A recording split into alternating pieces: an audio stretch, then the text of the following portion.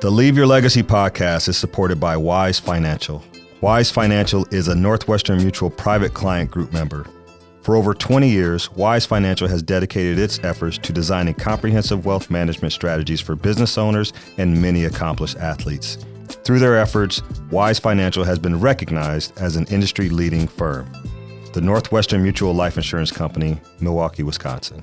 Hello and welcome to the Leave Your Legacy show. I'm your host, Kenyon Murray, and we're going to continue our discussion of marriage WTF with my lovely wife, Michelle, today. We talked last week a lot about, how do you fix a marriage? What are some of the steps? And obviously we talked about counseling and recognition of what's going on, and her and I both having to do different things in order to take care of ourselves. And so one of the things we want to talk about today was when we came up with the name, Marriage WTF, everybody we knew would be like, okay, WTF, like, okay, does it stand for what it stands for? Oh, it did. Oh, it did. But in that moment, you said, it stands for worth the fight. And I think that was one of those things that really kind of pulled people in, not only to our story, but to our channel and kind of the videos we were doing. So I wanted to open today with you talking about like when was it in that process where you felt like it was worth the fight? Because we knew there was a process to getting to that point. I mean, there is no time frame on it. When you decided that you wanted to, see a counselor, and I think we talked about this on the previous episode that I was all for it. I was still leaving. Yeah. I'd been planning for years that, we were just going in two different directions. And, there were times where I'm like, this isn't the guy that I thought I was marrying, and we'd been together, what? It's like 18 years at that point. Yeah. So, and, and all those things go through your mind. Are we growing apart? I had resigned to the fact that yes, we were. Yeah. But again, we had talked about our kids deserve the best version of you and the best version of me. And we weren't given that to them. Yeah. And so I think when I realized it was worth the fight was really when our counselor had said, he's like, I'm going to be honest with you both. Mm-hmm. He was a no BS guy. And he said, if I think that, he's like, I'm a professional and I've been married. I am married and it's not easy. And if I don't think that you guys are going to make it, I'm going to let you know. Yeah. And then in the one episode where, it was our big breakthrough where you saw black and I got a tattoo. He had said, there's still love here. Yeah. And I think I knew that too, but I was like, oh, but the pain. Yeah. The pain is so great. Yeah. Because in a relationship, love can't be the only thing that keeps it together. And love is the easy part. Yeah. Like truthfully. Yeah. Like, of course we loved each other. Yeah. That doesn't go away. But, that's maybe 10%. Yeah. Of what when we get to that point, maybe it's 10%. Like I think in the beginning, it's like 90% of everything. It's the attraction, it's the the fun, the connectiveness, and then as you grow and you have kids and grow your family and have bills and everything else, like love becomes like that little small part. You got everything else that needs to be kind of in alignment for everything to work. Yeah. Absolutely. Yeah. But I was resigned to the fact that if we were going to stay together, it wasn't up to me. Mm-hmm. I knew that you wanted me to work on me to be the best version of me, like you said. But it wasn't, even by doing that, it didn't guarantee that we would stay together as husband and wife. We knew we'd still be a family and the kids were the most important thing. But, I knew like, okay, I can do everything in my power. Probably wouldn't do everything right, but everything in my power to make this work. But it would come down to how you felt about it moving forward. And so your decision to say it was worth the fight was probably the most important thing for us to be able to get to this point.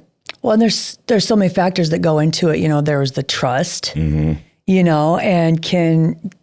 will I be able to trust you? Yeah. You know, that took a long time. Yeah. You know? I mean, and it's still in the process too. Oh yeah. I mean, that's the thing is, you know, we're 4 or 5 years into it now. And 5, yeah. There's still triggers. Yeah. You know, we've talked about that, you know, but I think one of the biggest things is that's why we decided that we want to do this. You know, it's not fun talking about these things for either one of us, you know, but it's necessary. Yeah. Because we've seen so many of our friends over the years go through this and suffer in silence. Yeah. And I think you specifically have seen, you know, men. Yeah, the more you have shared, the more men have come to you, you know, and said, yes, I'm going through it too. Yeah. And but that's kind of how we are. Men suffer in silence, not just men. I mean, people suffer in silence, you know, because they don't want to burden you maybe with what's going on in their life or what have you. But yeah, it's been interesting how just the transparency has opened up conversations and it's created bonds with different people, for both you and I. Mm-hmm. But yeah, to understand and accept the fact that as you age, as the relationship ages, it changes, and you have to change with it. You have to evolve with it because of that. But the most important thing that we understand too is how you have to make room in your marriage, room in your family for the marriage. You know, that's the big thing. And I think that's what we see more than anything is that. But let's go. One of the things we talked about was just like, what are some things that you can look to see if your marriage is worth the fight? And one of the things we talked about was, you know, are we still friends? You know, even going through that was one of the first things we talked about. Are we still friends? Do we still get along? Do we still laugh? Things like that. And even through a lot of the turmoil, there was laughter and there was things in there. So, you know, what do you think about, you know, what are you thinking back on it now and how we put it back then? You know, are we still friends? Was that one of the first things you thought about as we were kind of going down that road? Yeah. And I think that I think that was one of the things that I was just like, oh man, you know, I do enjoy, you know, we had so many good times together, you know, and we did have fun together. We always did. I think that's one of the things that, you know, we never got bored with each other. You know, we still just crack each other up. Yeah. You know, and I was like, I didn't want to lose that, but is it worth going through everything else? Right. You know, and again, it was, you know, Brandon, our counselor, that he was just like, you know, there's a lot here. There's not just love, but, you know, the friendship that you guys have and, you know, everything else you can work on if you want to. And I was like, do I? Yeah, I know. And then part of that is the chemistry. You know, we always had, you know, for the viewers out there, we always had good chemistry.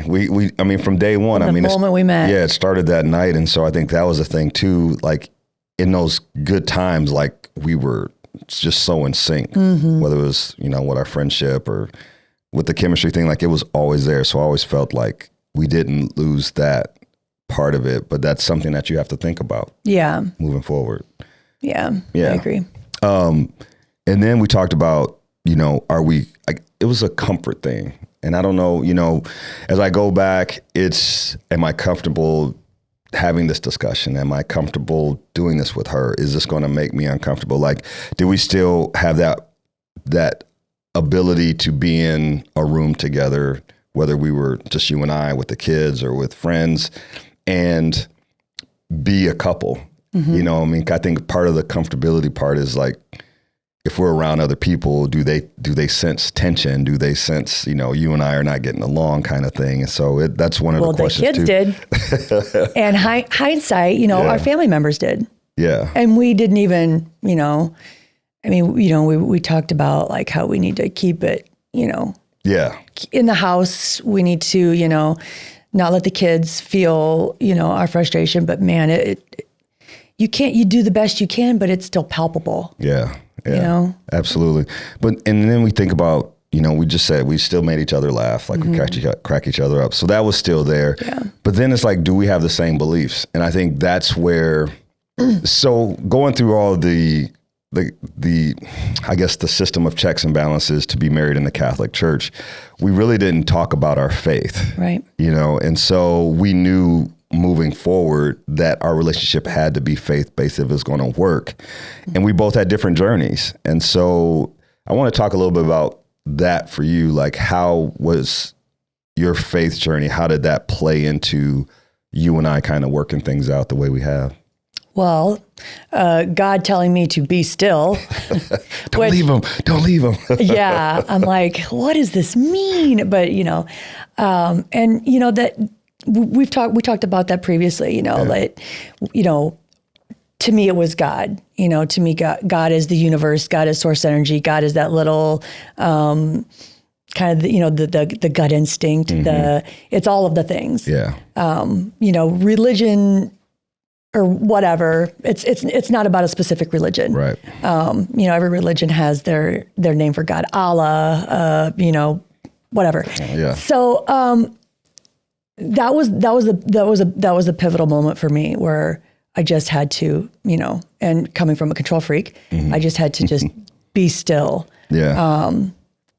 And just, and let it work. Let God do it. Yeah. God's work. Yeah, absolutely. And one of the things as we go down this like checklist, you look at, do we still have the same interests and hobbies? And obviously at that point in time, our interests and hobbies were our kids. Yeah. And running around and chasing them. So we knew that was very important, almost the most important thing, even though we were going through what we were going through. And what was tough was, you hop online and you're like, what can you do to, regain the spark or, know, and they're like, well, my husband and I have a date night, once a week or once a month. We're like, well, we can't afford that. Yeah. Like we all of our money goes into all the kids and their athletics and all of their needs. Yeah. So, we can't do that. So at the time I was just resound to the fact that, well, it's going to work out or it's not. Yeah. Yeah, absolutely. Cause they were the most important thing and resources definitely had to go that way. But the last thing we talked about was like, have we tried everything? And that was, that was one of the things too, like, okay, we have the counselor, we have the books, we're, reconnecting with God, we're doing all these little things, trying to take time to be with each other. Right. So that's the one question is, and you see it's like, well, we tried everything. Did you? Yeah. Yeah. I mean, that's one of those things you really have to ask yourself. And the thing is, you can read the books, but are you putting it into action? Right. Are you really, are you really like with Brene Brown, embracing the suck? Yeah. That's the hardest thing to do because it's not fun. It doesn't feel good. Yeah. And for a lot of years, we, neither one of it, no one wants to. Yeah. This isn't fun. Reliving that. Yeah. Laughter is a defense mechanism for us. And, we're on the other side of it now. But at the time when we were making those YouTube videos and, doing the best that we could with what we had to work with, that wasn't fun. No. But I knew that it was necessary because, again, we just saw so many people struggling. And whether we made it out on the other end when we were making those videos, we didn't know. Yeah. Because again, we talked about that on the previous episode that, I was moving to Florida with the boys and you were going to be here with McKenna. And so, we didn't know. We literally just, I feel like we did a really good job of, I work on myself every day. You work on yourself every day. And for me, I would start my morning with 3 gratitudes. I mean, we still weren't, we were probably even, we were in a bigger, poorer doghouse, at the time, because then we had 2 households to support, and we were taking out loans from everywhere to try to make it. And our truck died, when we got down to Florida. Yeah, and that was oh my gosh. I'm like, what else? I am being still. You look back on it, like, I remember that moment too, just kind of a side note on the story. I think was it Saturday? it was like a Friday or Saturday, and you're like they just told me we have to get a. Well, yeah, Keegan's like, Mom, the truck's making ticking noises. I'm like, what? Yeah. We had one vehicle down there. It was our Tahoe our Denali that we'd only had for a couple years, and so got it checked out and. That was wild. Yeah, there was 0 drops of oil. Yeah, and I had no idea. I'm sitting here like, okay, what do I do? And I was like, I'll call you back. I was looking up. I remember looking up vehicles. Yeah, I'm having a panic attack in some random parking lot in Daytona, and you're having a panic attack back in Iowa. And but it was one of those things. Like even though we're panicked, we're like, okay, we got to figure it out. Yeah, because we won't change anything. We need to find the solution. Yeah. Right. So we did attack it, but just a little side note to our story. But yeah, like you said, have we tried everything? Like that's just something that people will say, but you really have to do it. Yeah. And then remember we were talking the other night too. This is kind of where. What I've put together is like the 4 E's of personal growth. It really realized it started like 5 years ago and listen to that video, but it was, we have to, you kind of have to look into the mirror and figure these things out and like really ask yourself, am I doing everything in my power to help change this? And so it definitely has evolved over the last, but it's just interesting to go back and see where different ideas and thoughts where they originated from. As we said, we're on the other side, kind of looking back on it now. So that's really cool. But so let's talk about this a little bit. And it doesn't work for everybody. And we created a video that was like the 7 tips on how to save your marriage. And we spent a lot of time trying to figure it out. And one of the first one was self-analysis. And like I just mentioned with the personal growth, the 4 E's of personal growth, which I talk about in some of my keynotes. But yeah, it was like self-analysis, and that was hard, especially for me. Definitely. Yeah, I was not pointing any fingers, but. Yeah, it was. But I think as we try to be the best versions of ourselves, that's the hardest thing to do, is to look in the mirror and say, okay, what am I good at? What am I bad at? What do I need to change? How am I going to work on it? Like, what are the tools? And you're a tool person. So what was one of the things in your own self-analysis? What were some of the things that you did as we were trying to figure out whether or not we were going to stay together? Yeah, so I've always been a student of books and taking in, as much information as I can. And, I just pull from various, I pull from Oprah from back in the day, So, I remember one of the first things that I worked through was, I'm like, I got to get my mind, like, what do I need? I had to figure that out. What do I need? And I'm like, okay, first of all, I need to get my mind straight, because it was racing out of control. And I'm just like, I've got to figure out how to, control my mind and not let my mind control me. Yeah. I think that was from Eckhart Tolle, one of his books. And then I came upon Mel Robbins, and she has a 30 or 31 day program that's called Mindset Reset. So I was like, all right, well, let me look into this, So I'm reading through that, and I'm like, okay, I'm going to do this. I'm going to commit to it.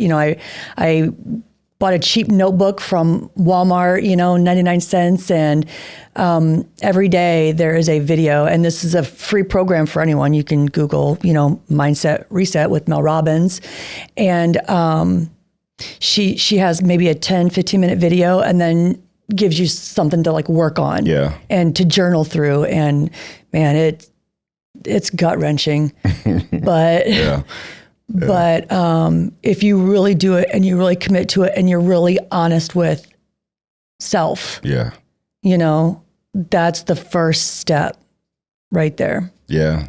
Well, it was different for me when it came to self-analysis, because I feel like I poured myself into my faith, whether it was the Bible study group on Fridays at 6:15 a.m. at Scooters on Edward Road with my guys, or, becoming a member of the prayer team at Antioch Church, where before each service, Sunday service, we would go into each room and pray over it. And and in a way I was kind of like, am I worthy of doing that? You know, because I was like, I don't know how to pray, but you know, you just kind of learn it being around people, and your prayer becomes just kind of a conversation with God, you know, whether you're wanting him to bless a certain part of the church, or, you know, you're doing your prayers at night, like it's a conversation with him.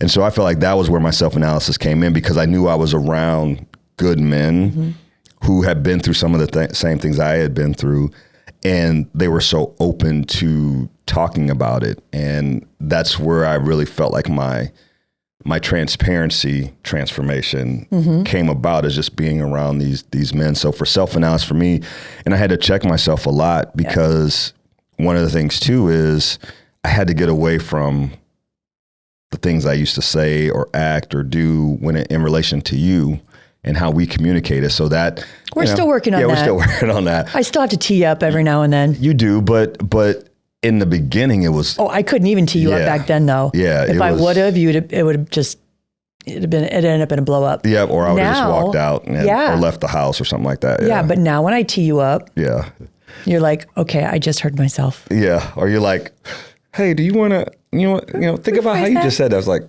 oh yeah, my bad. But I think self-analysis is continuous. It never ends, because we're going to be in different life situations and those kind of things. So we always have to check ourselves with it when it comes to that. You made a point last episode, and this is the number 2 thing on our list, is give yourself some time. We talk about me time, right? So even as you're working on the marriage, you still have to concentrate. And I think it goes into self-analysis. It comes from self-analysis to the me time. But what did me time mean to you as we were going through this? Well, I'm like, that's unattainable. I mean, moms, we carry so much mom guilt, and I think I know I do, because my mother was never around. We were never a priority. And so the most important thing to me was to be a good mom. So me time wasn't really a thing. I realized that me time, that could be maybe 30 minutes. Yeah. And I can definitely carve out 30 minutes for myself. Yeah. I mean, anybody can do that, whether it's I'm going in the bedroom for 30 minutes, I'm going to shut the door, I'm going to do my Mel Robbins, or I'm going to go on a 30-minute walk and, listen to my earphones. I mean, earphones, I don't know, So good. Yeah. So, whatever. It can be something as simple as that. It doesn't have to be, some of my friends are like, oh, I need a 60-minute massage. I'm like, that'd be amazing. And, but I don't live in that world. So you go, girl. I'm going to take my 30 minutes with Mel, and, I'll be back here with my notebook. Yeah. But it's amazing how when you do start doing just that self-reflection and taking some time alone, or if maybe it's not, working on the mindset reset or whatever, maybe it's just, I just want to read my book for 30 minutes, some gnarly fiction or, whatever it is. Or maybe you just want to be still and close your eyes for 30 minutes and in a room where dogs aren't barking or Yeah. Just whatever it looks like to you. My perception, your me time, especially in Florida, was you going to the beach. Oh. Like the boys would drop you off and they'd go do their basketball thing, and then you just tell them to pick you up whenever. Yeah. But in your me time, I think God really put you in a place where you could affect other people.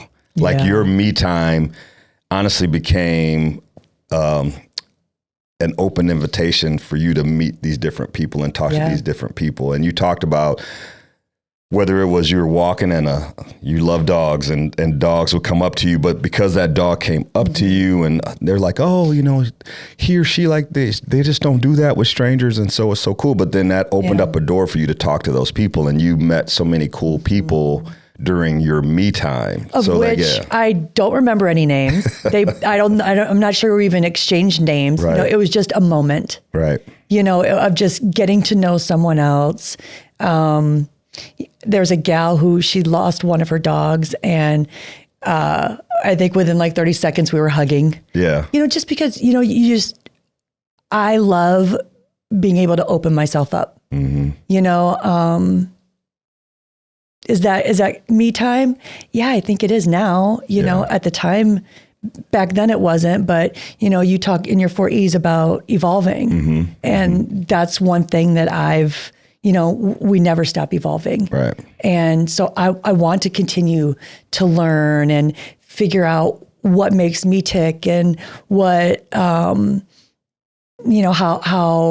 I can help others and just how not only I can fulfill myself, but fulfill others. Yeah.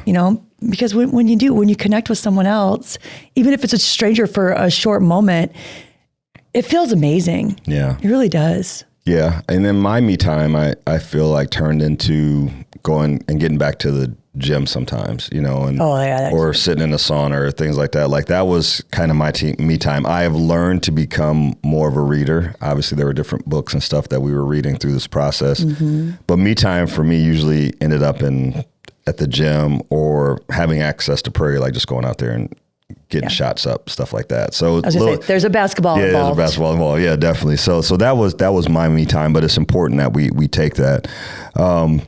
But me time is also, and you've referenced it a little bit, is a way to balance yourself out, your mind, your body, and your soul. Mm-hmm. So we know me time, you talk about the mind, reading and those kind of things, to educate yourself, whether it's on this situation or to give yourself a unplug from daily life.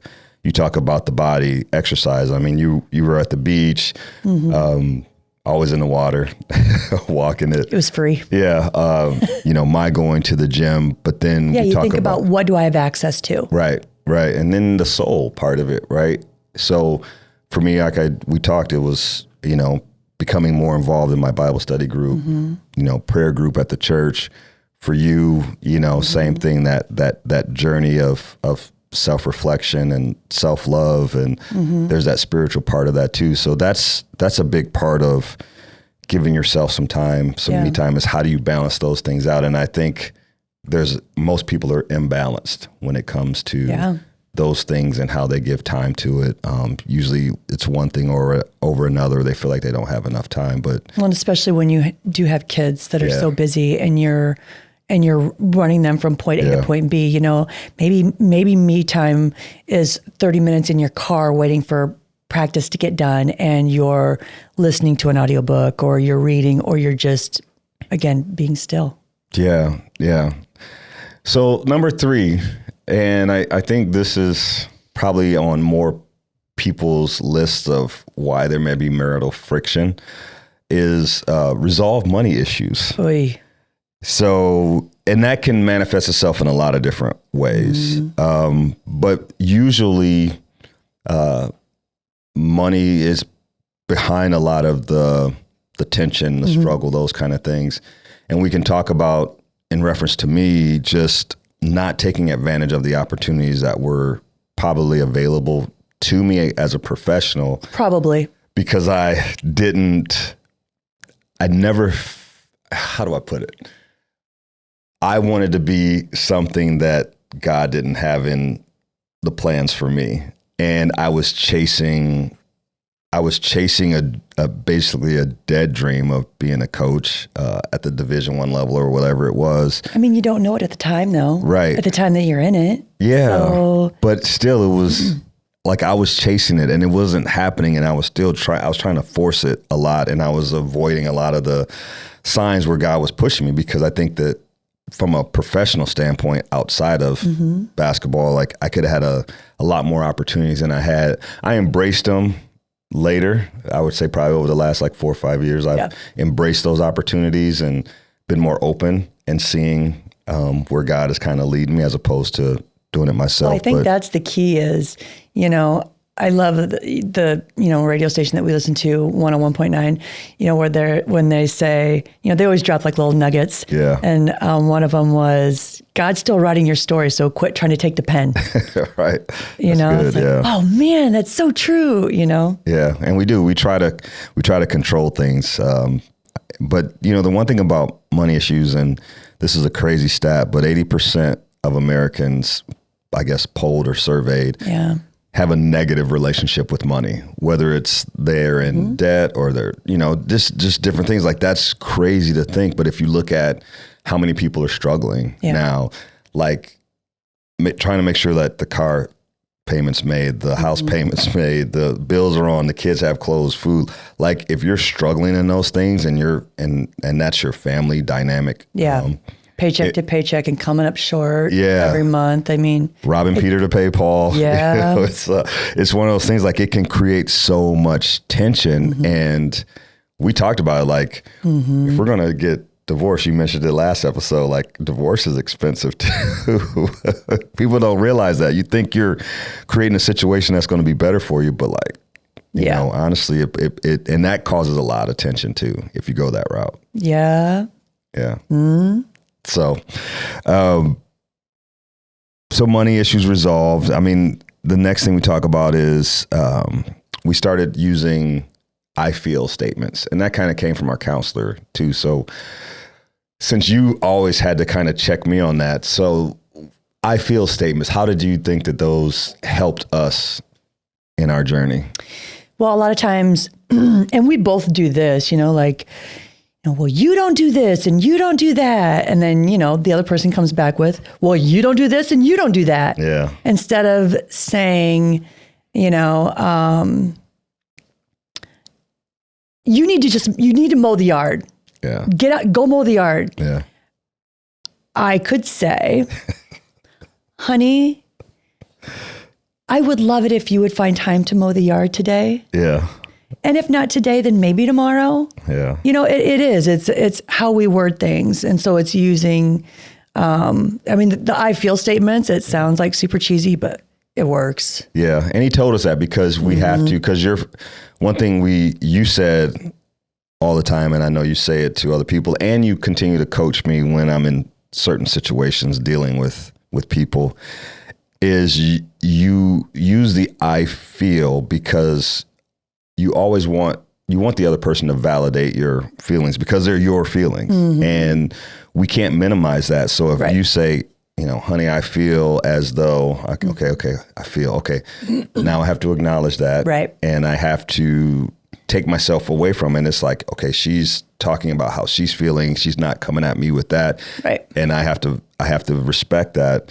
Like, those are some of the things I know that you really pushed on me because I didn't say I feel. I didn't want to. There was so much stuff that I was unpacking personally that sometimes I just didn't want to even be in my feelings, and you just want to detach. And there's so many other things like I used to do when I didn't want to get in my feelings. And again, that's embracing the suck. Yeah, it did. And and one thing we talk about all the time is like, whether it's drugs or alcohol or even other things, like we try to drown those feelings. We try to push them down. You try to numb it. But when you numb one feeling, which may be sadness, you numb everything else. Love, joy, happiness.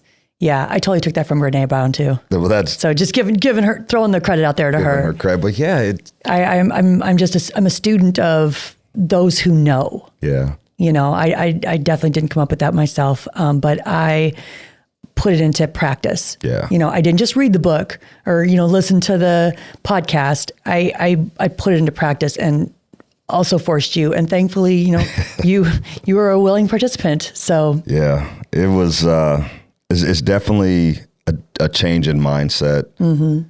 And for men, it's really hard because we were raised not to necessarily show our feelings all the time or talk about our feelings all the time. But I tell you, if you're a man who's struggling, like finding the right group to be around, finding other men that are willing to pour into you, that are willing to listen to you without judgment, like it's so hard to find because they have to be of almost like the same, not necessarily in the same situation, but of the same mindset that, hey, we need to lean on each other. We need to pour into each other. I need people to pour into me. So I know I have to pour into other people. Like it's just this cycle that I think men need to get into more because it'll help us deal with some of the things that we were taught growing up or the way society views us, like right. that doesn't matter. I think what matters most is that you are in tune with who you are and you're able to express that. And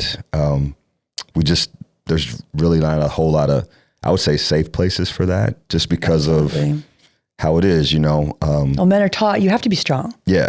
I mean, that's from the time that you're little, you know, don't cry. Yeah. You know, we never had that rule in our house.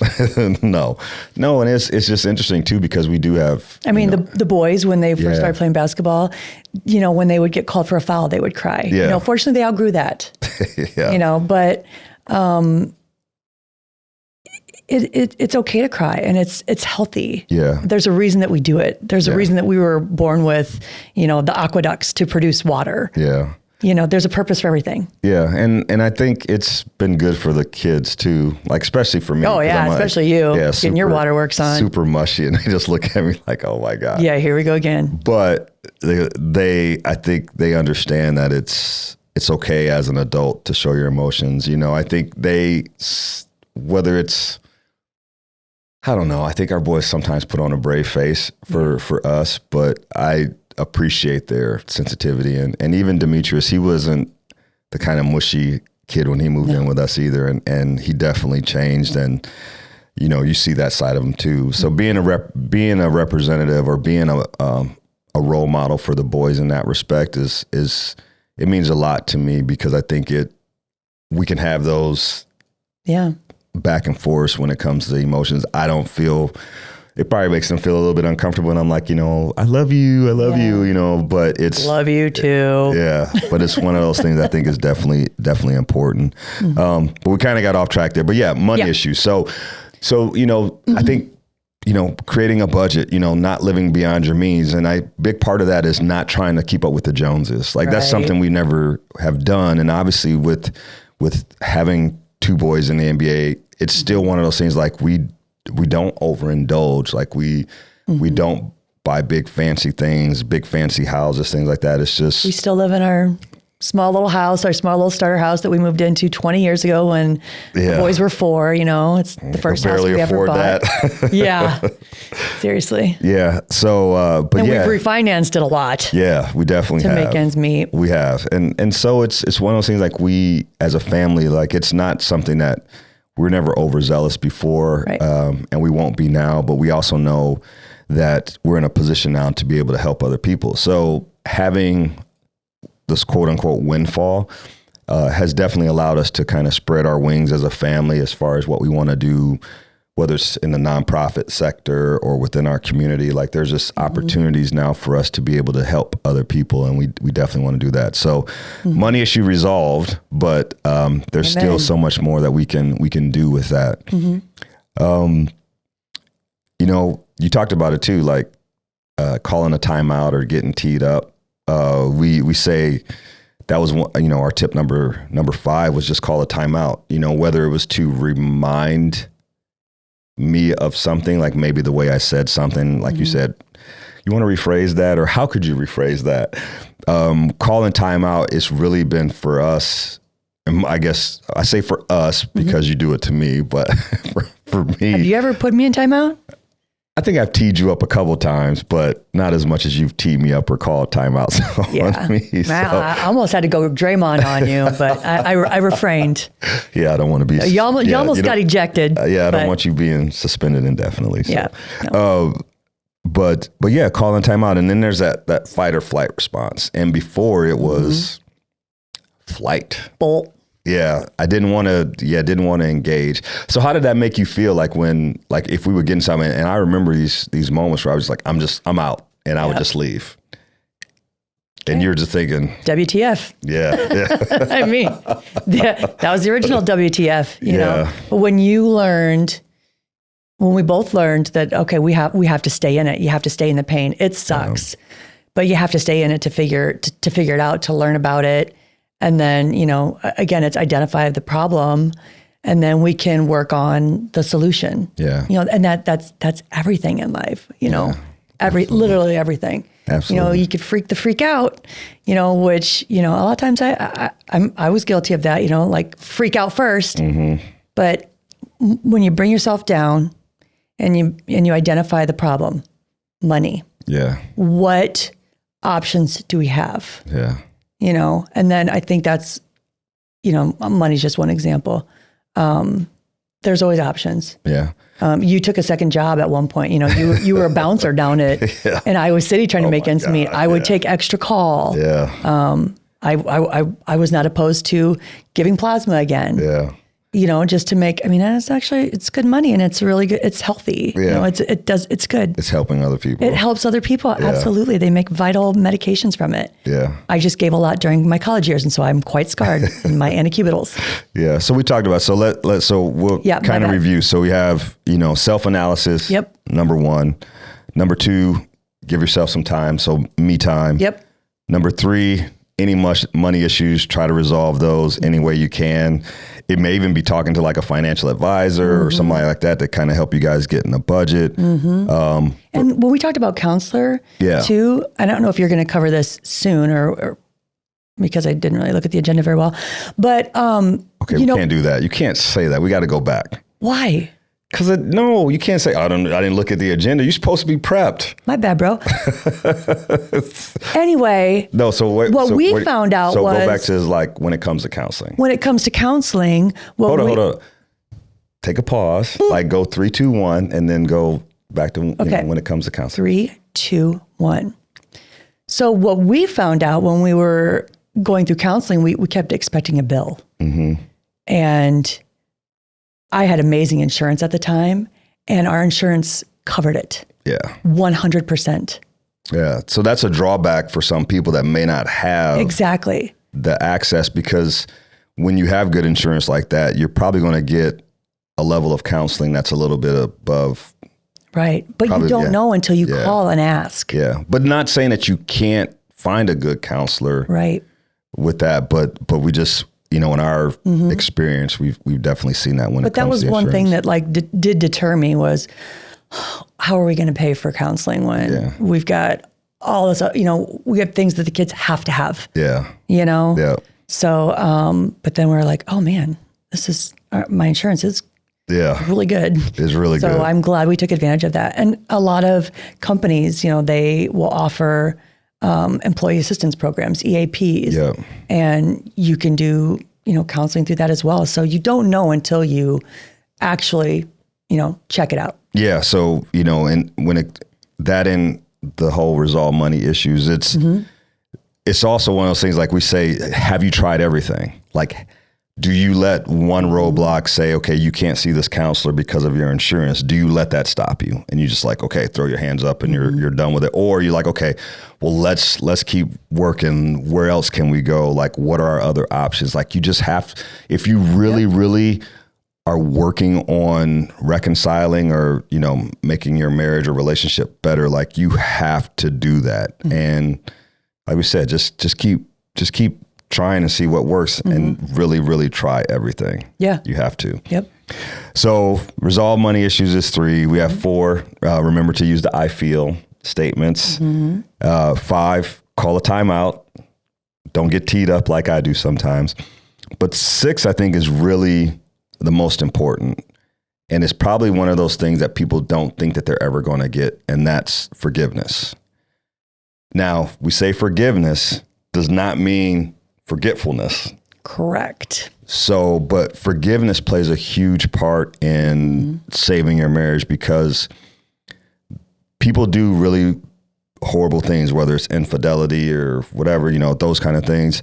To be able to get to a point of forgiveness, I think you have to take everything from point 1 to point 6, or tip 1 to tip 6, to get like those first 5 things. You have to hit those. You can't skip a step. Right. Or skip a cap. You can't skip a step. So forgiveness. So what or when did you feel that and felt like, okay, we can definitely make this work? That was a moment too. And that was one of those when I was down in Florida. So we'd gone through counseling. I was in Florida. A lot of times, we found Elevation. I found Elevation Church when I was Googling what to do in anxiety attacks, and literally Pastor Furtick had what to do in anxiety attacks. I remember that. Yeah. Well, it was one of his messages, and so I clicked on that and listened to it, having no idea. And then that's when I'm like, okay, Elevation Church. I am really vibing with this. It hits different. He's married. He's been through marriage. He's very honest about, struggles that they've had. Yeah. So I was walking on the beach, and I think too, growing up Catholic, the way we learned to pray was, Our Father who art in heaven, hallowed be thy name. We have these prayers that they are comforting. I always found the Hail Mary very comforting. I prayed to Mary a lot because, especially being a mother. Yeah. So I also learned that, prayer was having a conversation, but prayer was also listening, being still. It's not just always talking to God, but just sitting back and, meditating. And some of the best meditation I ever had was just standing on the beach with my toes in the water, just looking out over the ocean. And it was, I can't remember if it was a message I was listening to or my earbuds were in, but I really don't remember if it was playing, but it was trust him. Yeah. And it wasn't you. It was trust in God, trust in the universe, trust in, love. Yeah. Again, to me, God, love, universe, it's all the same thing. And I was like, oh yeah, because humans, we make mistakes. We're not perfect.